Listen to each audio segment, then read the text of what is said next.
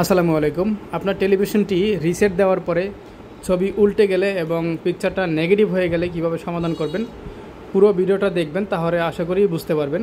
তো দেখেন, এটার ছবিটা উল্টো এবং ছবিটা কিন্তু ঠিক নেই, একদম নেগেটিভ।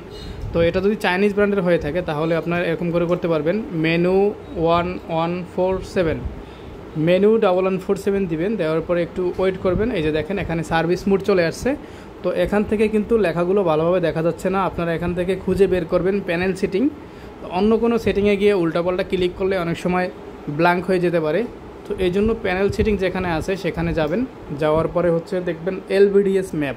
তো এলবিডিএসের ম্যাপে গিয়ে রিমোটের ডানে বা অথবা বামে একটা ক্লিক করবেন। এরকম করে সমস্যাটা সমাধান হয়ে যাবে নেগেটিভ। এরপরে উল্টোটা কীভাবে সমাধান করবেন, দেখেন এখানে মিরর লেখা আছে, মিররের জায়গায় মিরর আছে। তো আপনি এখান থেকে মিররের জায়গায় এটা চেঞ্জ করে নর্মাল করে দিবেন। নর্মাল করে দেওয়ার পরে টিভিটা বন্ধ করে অন করবেন।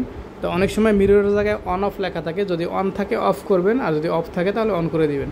তো এরপরে এরকম করে কারেন্টের লাইনটা খুলে দিয়ে আবার লাগিয়ে নেবেন।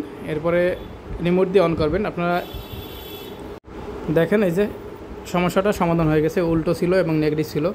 ধন্যবাদ সবাইকে। ভিডিওটা ভালো লাগলে একটা লাইক করে দিবেন।